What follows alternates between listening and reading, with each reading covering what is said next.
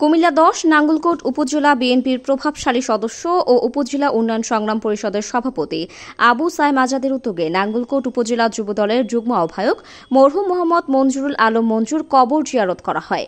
মঙ্গলবার উপজেলার রায়কোট উত্তর ইউনিয়নের কুকিরখিল গ্রামে মঞ্জুর কবর জিয়ারত ও দোয়া করেন নাঙ্গলকোট উপজেলা উন্নয়ন সংগ্রাম পরিষদের নেতাকর্মী ও বিএনপির অঙ্গ সহযোগী সংগঠনের নেতাকর্মীরা।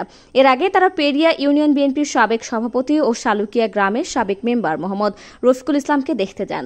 তিনি দীর্ঘদিন ধরে অসুস্থ অবস্থায় বাড়ি আছেন।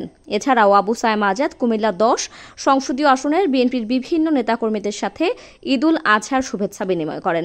এ সময় উপস্থিত ছিলেন কেন্দ্রীয় ছাত্রদলের সাবেক সহ সভাপতি সোয়ায়েব খন্দকার, পেরিয়া ইউনিয়ন বিএনপি নেতা ইয়াসিন, আবুল বাশার, উপজেলা যুবদলের যুগ্ম আহ্বায়ক খন্দকার হাবিব, যুবনেতা জুবায়ের মাহমুদ, মাস্টার মোমিন, রিগান হাজারি, খান মোবারক, মহসিন, মুরাদ মজুমদার, শহীদ মিলন, স্বেচ্ছাসেবক দলনেতা শাহাবুদ্দিন, মাহমুদ, জহির, ছাত্রদল নেতা খোকন, ফোরকান, শাহিন সহ আরও অনেকেই উপস্থিত ছিলেন। ঈদের পরের দিন বিভিন্ন বিএনপির নেতাকর্মী অসুস্থ এবং আমাদের খুবই কাছের আমাদের মঞ্জু, স্নেহের মঞ্জু ইন্তেকাল করেছেন। ওর ফ্যামিলির সাথে দেখা করতে এসেছি এবং ওর কবর জিয়ারত করেছি। আল্লাহ যাতে মঞ্জুকে ব্যস্ত নসিব করে আমরা সবাই